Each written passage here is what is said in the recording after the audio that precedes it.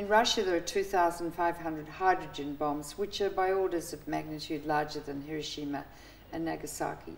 2,500 on hair trigger alert, ready to go with a 3-minute decision time by Putin. And they take half an hour to go from Russia to America and Australia and wherever the targets are.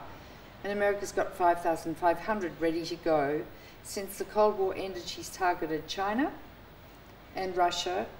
There is such a redundancy of weapons when you consider there are only 240 major cities in the Northern Hemisphere. There are 40 targeted on New York City alone. And they go on and on and on about terrorist threats. The real terrorists, the real rogue nations in the world are Russia and America. Of the 30,000 nuclear weapons present in the world today, Russia and America own 97%.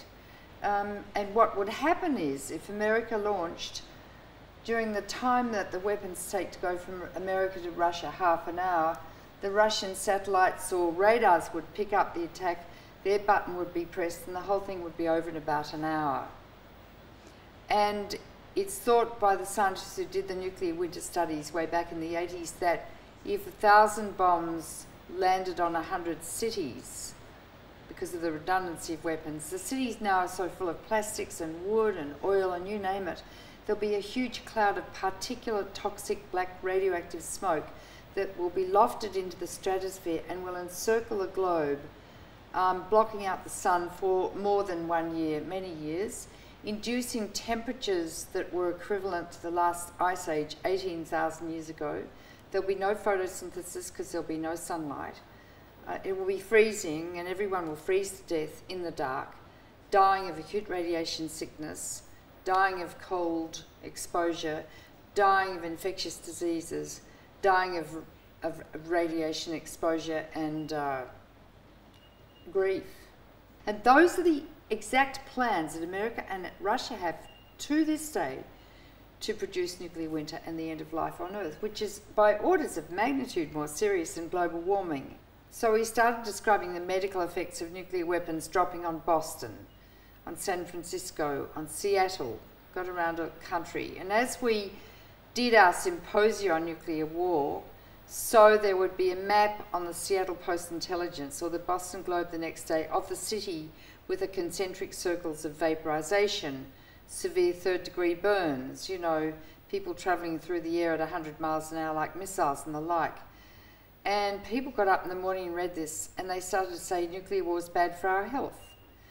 The Catholic bishops read this stuff, and they said, I don't think Jesus would like this. And so they did their Catholic bishops' pastoral letter against nuclear war. I was even asked to speak at the annual Morticians Association meeting, and I said, why do you want me to speak to you? And they said, we don't want to have to embalm radioactive bodies. And I said, don't worry, you'll be one yourself, you know. 80% of Americans supported an end to the nuclear arms race. And indeed, we got it. They did stop building nuclear weapons, although America's now building them again. And I met with Reagan in the White House and spent an hour and a quarter with him, teaching him about nuclear war, about which he knew nothing. And he then started to work with Gorbachev. And Gorbachev and Reagan met in Reykjavik for 1 weekend in Iceland, and they almost agreed, two mere mortals, to abolish nuclear weapons between Russia and America. But Reagan was hung up on his Star Wars, and Gorbachev was too, and thus they lost the opportunity to abolish nuclear weapons. But we got very close. But the truth is, Clinton had no guts, no courage. And instead of flying over an Air Force One to meet with Boris Yeltsin, who is totally compliant and a major alcoholic, and saying, Boris, sign here, we're going to abolish nuclear weapons, and finish the work that Reagan and Gorbachev did not finish, he didn't do it. So Clinton's legacy, and I don't care how smart he is or charming or anything, Clinton's legacy is that the weapons still stay in place at every second of every day. We're in danger of annihilation, including this cat. So they've dug out a big cave in the Ural Mountains, and they've got one rocket there called the Dead Hand.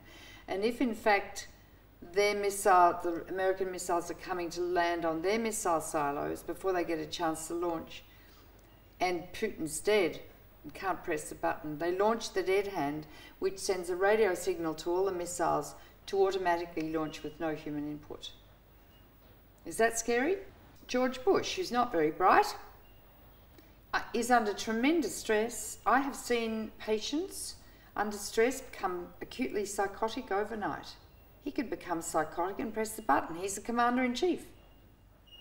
Or he's asleep and they wake him up at 4 in the morning from REM 4 sleep. Mr. President, you've got 3 minutes to decide whether or not to press the button. Do we trust him? No way would I clinically trust him. The only way we can get disarmament is an educated public. And the only way we can get an educated public is to get the media involved. The media are totally irresponsible. And it's the media that is determining the fate of the earth. And as Jefferson said, an informed democracy will behave in a responsible fashion. And unfortunately, America and Australia and England and France and all the rest, they're not informed. The people live in a state of abject ignorance. It's not their fault. And they watch this dreadful stuff on Paris Hilton. For Christ's sake, talk about manic denial. Sex and a beautiful young rich body. It's like Rome. You know, Nero fiddling while Rome burns. That's what's happening on here. It's worse because the planet will burn.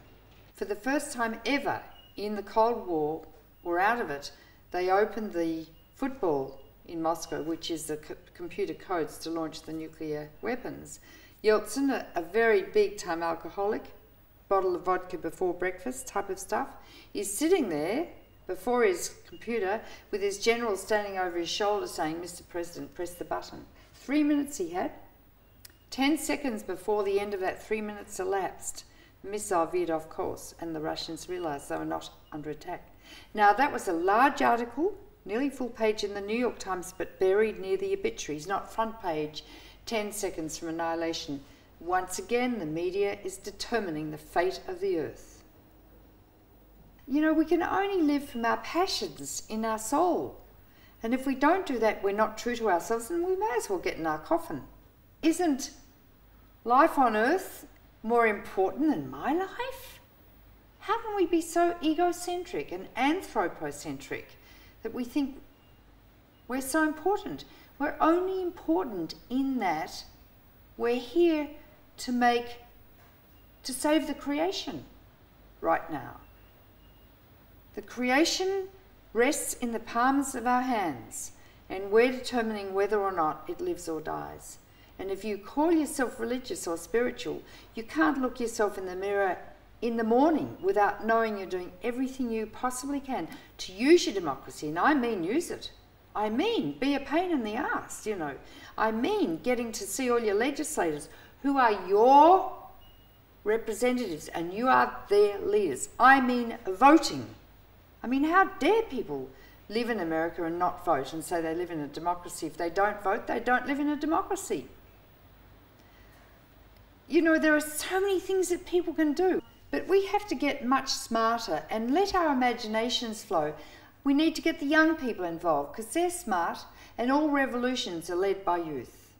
And I talk about revolution advisedly and carefully, a sagacious, peaceful Gandhian revolution. What we had in the 80s when we ended the nuclear arms race, the nuclear weapons freeze. We'll have to do it again. But it means taking on the planet, which is in the intensive care unit, suffering an acute clinical crisis, taking it on like doctors, because we are all physicians to a dying planet now.